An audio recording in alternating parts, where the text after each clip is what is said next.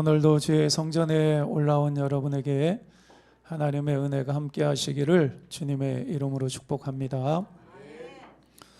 우리가 체육대회 야유회 1년에 한 2번 정도 하는데요, 이럴 때일수록 예배에 집중하셔야 됩니다. 잘못하면 예배에 대한 집중력이 흐트러져요.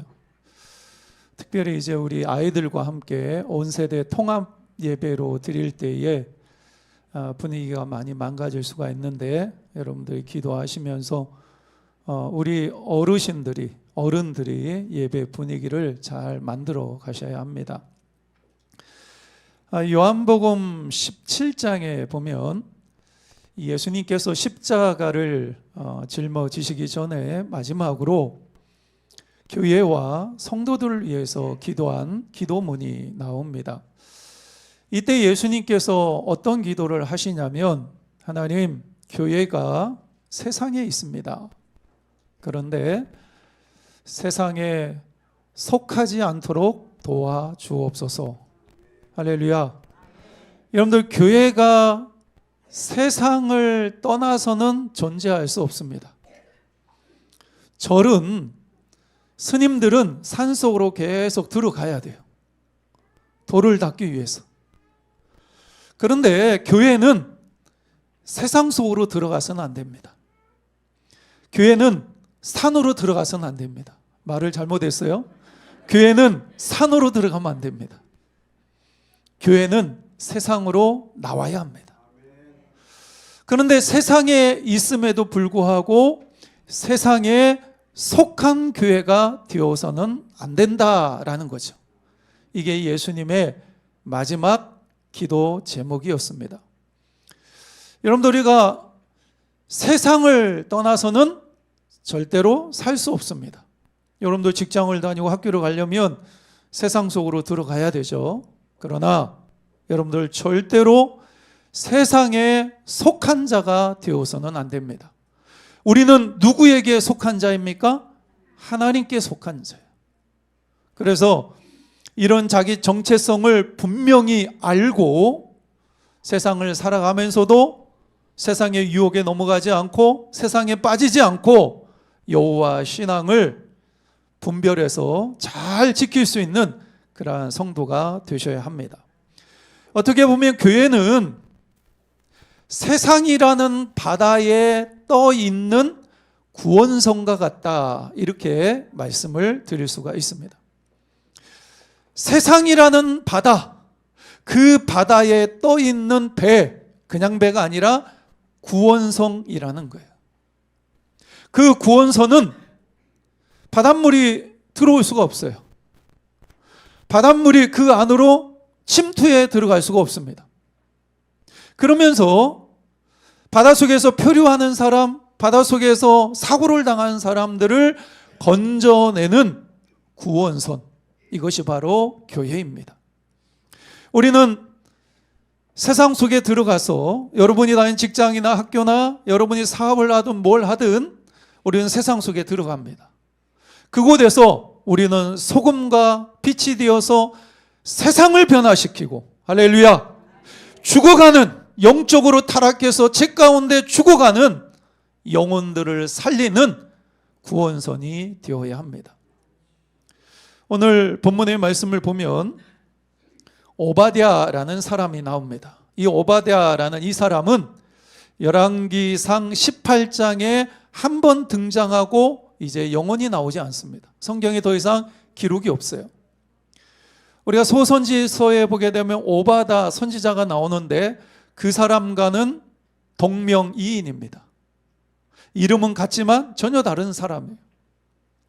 근데 이 오바댜가 오늘 본문의 말씀을 보면 이 오바댜를 통해서 우리가 아주 중요한 질문을 던질 수가 있습니다. 그게 뭐냐면, 예수님께서 교회를 위해서, 성도들을 위해서 마지막에 기도하셨는데, 그러면 정말로 우리는 세상 속에 들어가서 세상에 속하지 않고 내 자신의 거룩함을 유지하면서 하나님의 백성으로 세상 속에서 선한 영향력을 끼치고, 그리고 더 나아가서 세상 사람들에게 인정받으면서 내 신앙을 지키면서 살아갈 수 있는가?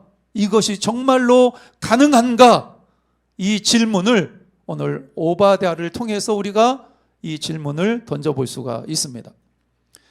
여러분들 주변에 직장을 갔는데 예수 믿는 사람이 아무도 없어요. 다 절에 다니는 사람이고 다 다른 종교를 가지고 있어요. 특별히 나의 직속 상간이 절에 다니는 사람이에요. 교회 다니는 사람을 굉장히 싫어하고 교회 다니는 사람을 굉장히 비판하는 사람이에요. 그분은 예전에 교회를 다녔는데 상처받아서 교회를 떠나고 절에 다니는 사람이에요. 바로 위에 상사가 바로 그런 사람이에요. 직장 안에 갔는데 모든 사람이 나 외에 모든 사람이 다른 종교를 가지고 있어요. 그럼에도 불구하고 그 자리에서 내 신앙을 지키고 그 사람들에게 선한 영향력을 끼치면서 그들과 좋은 관계를 유지하면서 과연 살아갈 수 있는가? 이 질문을 하고 있습니다.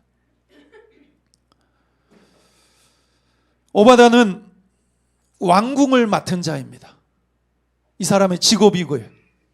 왕궁을 맡은 자라는 의미는 오늘날로 얘기하면 청와대 비서실장 정도 되는 사람이에요. 막강한 권력을 가지고 있는 사람이고 아합 왕 시대에 왕궁을 맡은 자였는데 여러분들 아합 왕이 어떤 사람입니까? 성경에 등장하는 가장 악한 왕이 아합 왕입니다. 우상을 철저하게 숭배했던 사람이고 여호와 신앙을 북이스라엘 땅에서 완전히 말살시키려고 했었던 가장 추악한 왕이 아합 왕입니다. 자기의 직속 상간이 아합 왕인 거예요. 거기다가 아합 왕을 손에 쥐고 흔들고 있는 여인이 있었는데 이세벨 여인입니다. 왕비예요. 이 이세벨은 북이스라엘 땅으로 시집 오면서 바알 숭배자, 바알 선지자 800명을 같이 데리고 왔어요.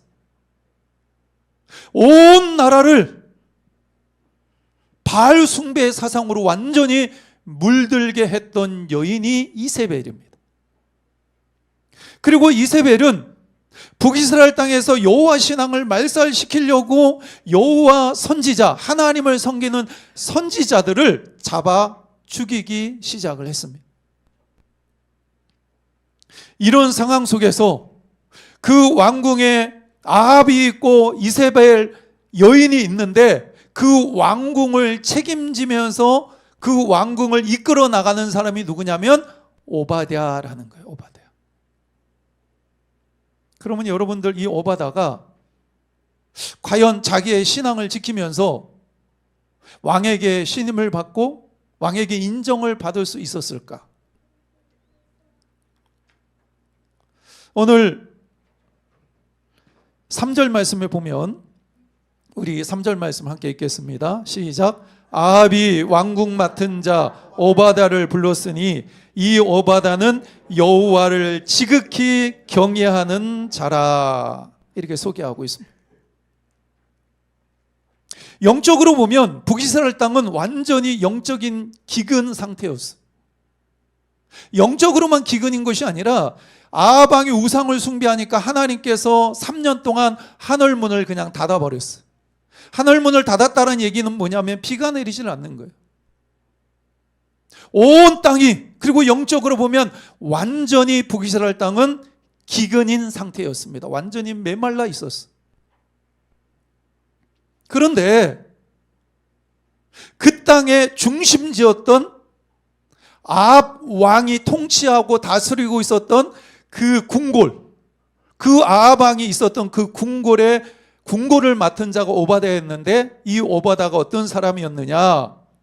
오바댜는 여호와를 지극히 경외하는 자라. 이렇게 소개합니다. 여러분 따라해 보세요. 여호와를 지극히 경외하는 자라. 경외라는 말이 뭘까요? 경외라는 말은 히브리어로 야레라는 말이에요. 야레라는 말이 뭐냐면 두려워하다라는 말이에요. 두려워하다. 결국 오바댜가 하나님을 지극히 경외했다라는 말은 오바다가 하나님을 두려워했다라는 이야기입니다. 아까 말씀을 드렸죠? 아합은 바알신을 숭배했던, 바알신에 완전히 미쳐서 살았던 왕이었어. 그런데 바알신을 숭배했던 이 아합 왕이, 그리고 이세벨이 그 땅에 있는 하나님을 믿는 사람들, 그리고 하나님을 섬기던 선지자들, 이런 사람들을 핍박하고 잡아서 죽이고 이런 일들을 했던 사람인데, 그 왕궁의 한복판에 이 오바다가 있는데, 이 오바다는 자기의 신앙을 지킵니다. 타협하지 않아요. 굴복하지 않습니다. 오히려 지극히 하나님을 두려워하는 자가 되었어요. 그러니까 이 오바다에게는 아합 왕이나 이세벨이 두려운 것이 아니라 아합보다, 이세벨보다 더 무서워하는 존재가 있었는데, 그 존재가 누구냐면 하나님이었다라는 거예요. 하나님. 물론 아합도 두렵죠. 이세벨도 두렵죠. 그러나 그 두 사람보다 훨씬 더 오바다를 두렵게 하는 존재가 있었는데 하나님이었다라는 겁니다. 그래서 하나님을 배신하지 못하고 여호와 신앙을 버리지를 못하고 그 궁궐에서 최악의 환경이었음에도 불구하고 영적으로 완전히 기근인 그 장소에서 하나님을 지극히 경외하는 자가 되었다라는 것입니다.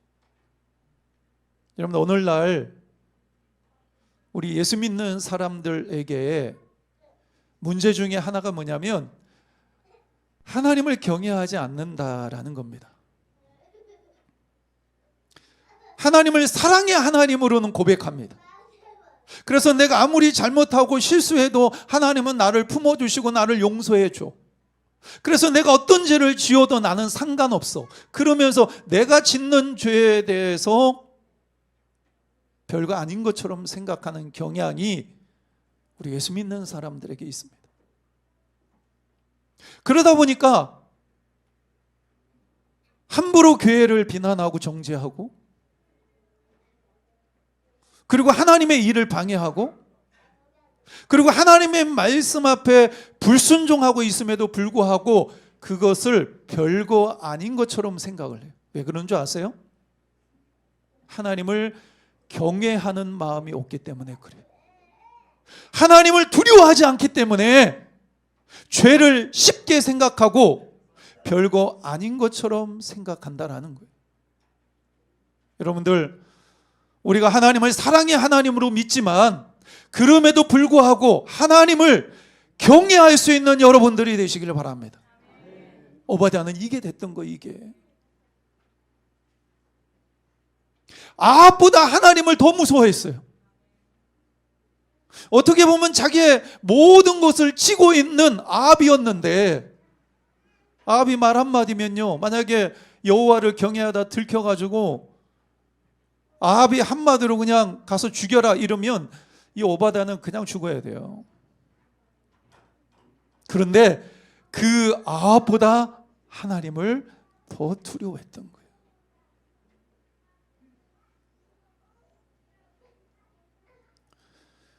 그런데 오바댜는 단순히 하나님을 경외하는 자가 아니었습니다. 이 오바댜는 행동하는 신앙을 가지고 있었습니다. 따라해 보세요. 행동하는 신앙. 오늘 4절 말씀을 보겠습니다. 함께 읽겠습니다. 시작. 이세벨이 여호와의 선지자들을 멸할 때에 오바댜가 선지자 100명을 가지고 50명씩 굴에 숨기고 떡과 물을 먹였더라. 예, 오바댜는 하나님의 선지자 100명을 살려줍니다. 이세벨이 그 땅에 있는 하나님의 선지자를 잡아다가 죽이려고 했어요. 근데 오바댜는 궁궐에 있기 때문에 그 정보를 미리 입수합니다.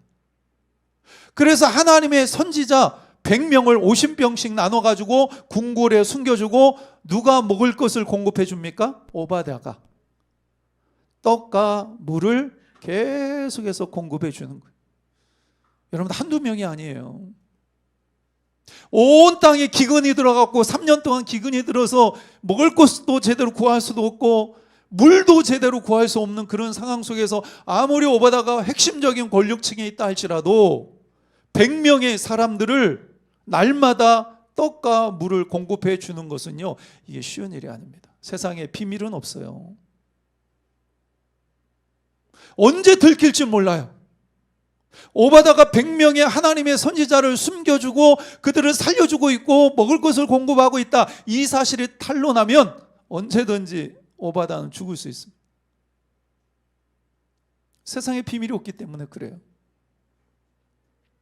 저는 기억이 잘 안 나는데 우리 어머님이요, 하시는 말씀 중에 하나 재미있는 게 있는데, 뭐냐면 제가 초등학교 다닐 때 우리 어머님이 처음 이제 교회를 다니시고, 그 다음에 이제 저는 이제 구세군교회를 다녔기 때문에 거기는 이제 목사님이라고 얘기하지 않고 사관님이라고 얘기를 합니다. 어쨌든 여러분들이 이해하기 쉽게 이 목사님이 이제 신방을 오식으로 하셨나 봐요. 그 신방을 오니까 이제 다른 집사님들이 우리 어머니한테 이제 코치를 했겠죠. 목사님 오시면 예배 드릴 건데 목사님이 이제 뭐 좀 대접해 드려야 된다, 이러면서 이제 코치를 좀 받으셨던 것 같아요. 그래서 그날 목사님이 오시면 대접을 하려고 주스가루 있죠, 주스가루. 주스를 가루로 만든 거예요. 그래서 그 가루를 물에 타가지고 이렇게 주는 거예요. 그거를 이제 숨겨놓은 거예요, 부엌 어디다. 근데 제가 어느 날 부엌에 딱 들어가니까 냄새가 나죠. 그래서 그걸 찾았어요. 저는 잘 기억이 안 나요. 어머님이 얘기하니까 어렴풋하게 기억이 나는데 그거 기억보다는 어머니한테 죽도록 맞았던 기억만 있어가지고 그래서 이제 뭐 제가 뭐 주스만 뭐 이렇게 먹었겠어요? 다른 것도 많이 먹었기 때문에 기억이 잘 안 나는 거예요. 근데 이제 보통 그려 가면요, 가가지고 이렇게 찾다가 있으면 처음엔 한 숟갈을 먹습니다. 아, 한 숟갈 또 먹으면 표가 안 나겠지. 계속해서 한 숟갈 한 숟갈 한 숟갈, 나중에는 없어요. 목사님이 오셔가지고 예배를 드리고 이제 어머니가 주스를 대접하려고 딱 끓이는데 아무것도 없는 거야. 그래서 목사님 가시고 나서 죽도록 맞았다라는 세상에 비밀은 없어요. 100명의 사람들을 움직인다라는 거, 숨겨준다는 거. 주변에 사람들이 얼마나 많습니까? 눈이 얼마나 많아요. 그 사람들에게 매일 떡과 물을 공급해 준다, 이게 쉬운 일이 아닙니다. 걸리면 자기가 죽을 뿐만 아니라 처자식도 다 죽어야 되고 자기의 그 모든 가족뿐만 아니라 그 옆에 있는 아버지 뭐 다 가문이 그냥 완전히 멸절을 당할 수도 있어요. 그런데 오바다는 정확하게 깨달은 것이 있어요. 하나님이 나를 이 자리에 인도하시고 나에게 이런 권력을 주시고 나에게 이런 힘을 주신 이유가 바로 이때를 위해서이다. 할렐루야. 순종하는 신앙인, 행동하는 신앙인.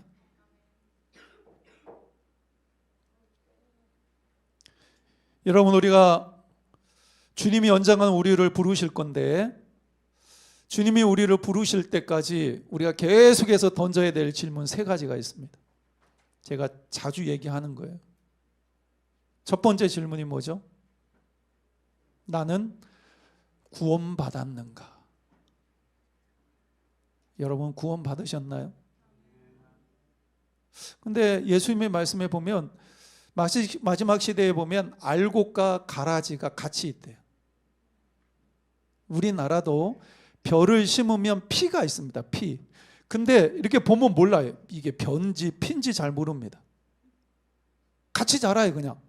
그러다가 나중에 가을이 되면 벼는 쭉 올라갔다가 이제 벼이삭이 누런해지면서 이렇게 고개를 푹 숙입니다.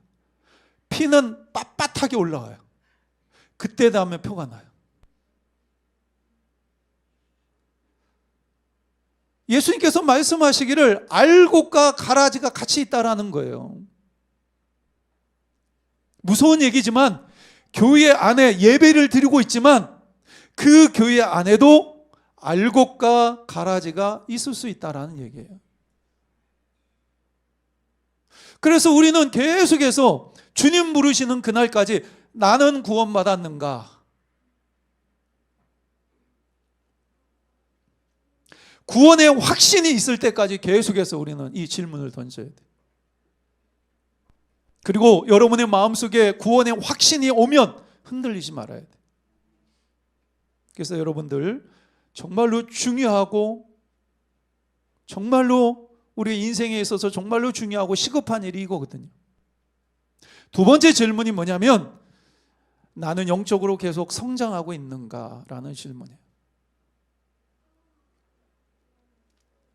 여러분의 신앙은 지금 성장하고 있습니까? 작년보다 올해 내가 예수님을 처음 만났을 때 그때보다 지금 여러분의 신앙은 성장하고 있습니까?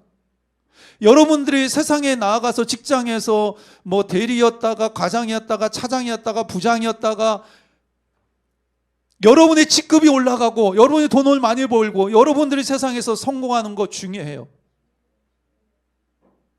그런데 여러분은 영적으로 지금 성장하고 있느냐 하는 거예요.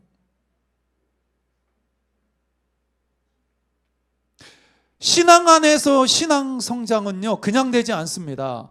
그냥 교회만 오래 다니면 내 신앙이 성장하는 것이 아니라 경건의 훈련이 필요해요. 훈련 받아야 돼요.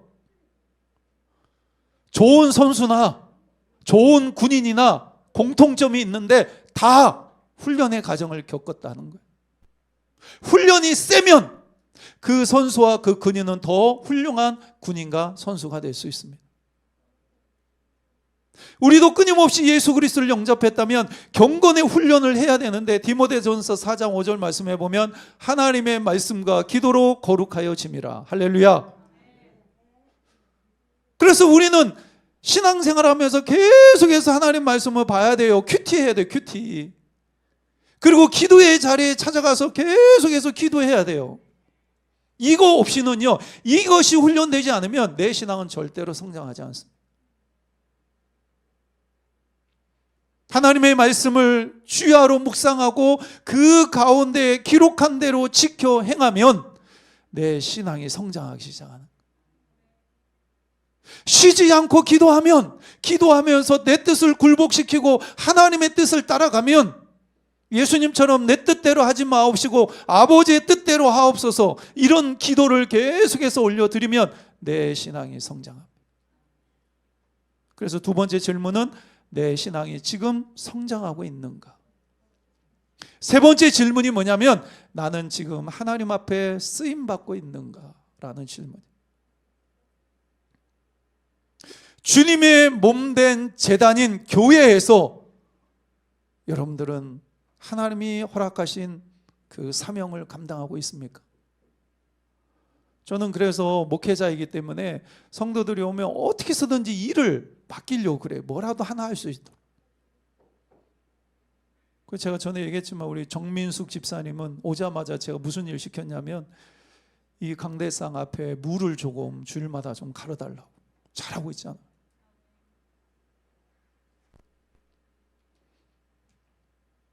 요즘은요 이 사람들이 편하게 신앙생활을 하려고 그래요. 그래서 그냥 주일날 와가지고 한번 예배 드리면 그것이 신앙의 전부라고 생각하고 더 나아가서 그것이 신앙생활 잘하는 거라고 생각합니다. 주님의 몸된 제단에서 우리가 하나님 앞에 쓰임받아야 되고 또 여러분들이 세상에 들어가면 여러분들이 섬겨야 될 자리가 있습니다. 가정이 있고 그 다음에 직장이 있고 여러분의 사업 터전이 있고 여러분이 다니는 학교가 있는 거예요. 그곳에서 하나님이 맡겨주신 사명이 있어요. 여러분들은 하나님의 말씀으로 무장되어서 그곳을 변화시키고 그곳에 있는 죽어가는 영혼들에게 하나님의 복음을 전해줘야 될 사명이 있는 거예요. 이게 사람을 살리는 거예요. 지금 오바다는 100명의 영혼을 살리기 위해서 자기의 목숨을 내놓았어요. 걸었어요.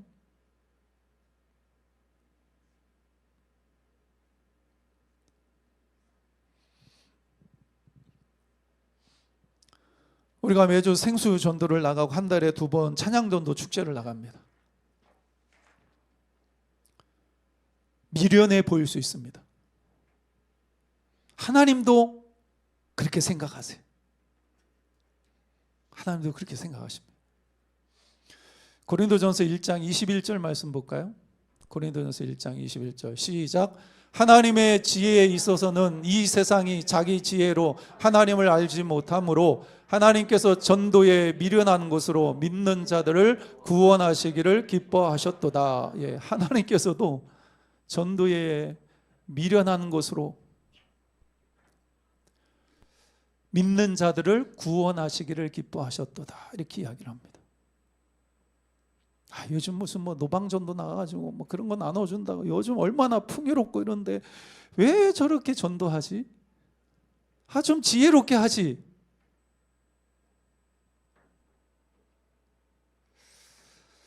사실은 전도하는 게 부담스럽습니다. 저도 부담스러운데요. 전도 생수전도 안 하면 토요일 날 얼마나 편합니까? 근데 저는 이상하게 순서가 매일마다 제 순서가 있어가지고 토요일만 되면 다 저를 찾더라고요. 전도부장님 계세요. 왜 저를 찾아 자꾸? 예? 항상 같이 나가야 돼. 항상. 안 하면 저 편하죠. 우리 생수전도 나가려면 또 자꾸 이상하게 전화해가지고 방해하고 이러면 저기 동부경찰서까지 찾아가가지고 한 달에 한 번씩 집회 신고 해가지고 그 허락 받아야 되고 그렇게 한다고 그래서 특별히 우리가 전도해서 누가 전도해서 오긴 하나. 미련해 보이죠. 돈 나가죠. 그 다음에 시간 낭비하는 것 같죠. 예? 세상 사람들이 보면요 이거 굉장히 미련한 거예요. 결과는 없는데 예? 사람들도 별로 안 좋아하는데 왜? 저는 우리 내서제일교회가 정말 전도의 열심을 품은 교회가 되었으면 좋겠어요. 이제 우리가 조금 더 적응되면 뭐 할 거냐면 와플 꽂아야죠. 와플. 우리 예전에 와플 잘 꽂잖아. 그래서 아이들한테 나눠주면서 이제 어린 생명들 전도할 건데 코로나 이전에 우리가 다 했던 거예요. 와플 구우면요 한 번에 한 100명 정도 옵니다. 매일. 잘 팔려요.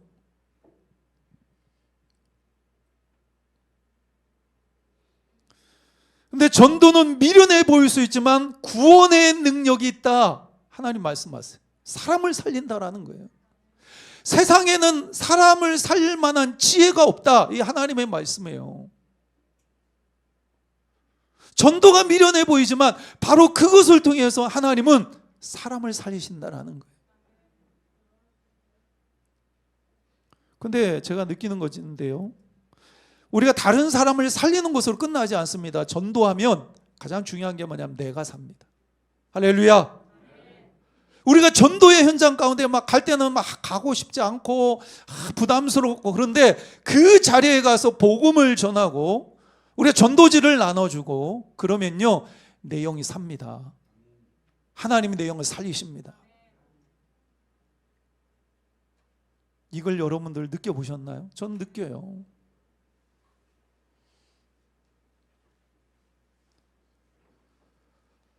오바댜는 아합 왕의 궁궐에 있었지만 하나님을 지극히 경외하는 사람이었습니다. 하나님을 경외하는 그 신앙은 말로만 하나님을 경외한다고 얘기하지 않고 행동하는 신앙으로 나타났습니다. 성경에 보면 이런 사람이 많아요. 요셉도 예? 보디발의 집에 가고 그 다음에 감옥에 들어가고 애국의 총리가 되었지만 그 하나님에 대한 신앙을 버렸습니까? 안 버려요. 그리고 왕에게 인정받습니다. 하나님을 섬기지 않는 왕에게 인정받아. 다니엘도 마찬가지예요. 외국에 포로로 잡혀갔는데 임금이 몇 번씩이나 바뀌고 정권이 바뀝니다. 나라가 바뀌어요. 그런데도 다니엘은 요직에 있어요. 그는 하나님에 대한 신앙을 버리지 않습니다. 그럼에도 불구하고 바뀌는 왕들마다 다 다니엘은 인정을 받아요. 느헤미야도 마찬가지입니다. 포로로 잡혀가가지고 그곳에서 있는데 왕에게 인정을 받아요. 그래서 느헤미야가 부탁하니까 왕이 오케이 그래 해. 하나님에 대한 신앙을 버리지 않았어. 그리고 자기들이 섬기는 왕에게도, 하나님을 전혀 모르고 그런 왕에게도 인정을 받습니다.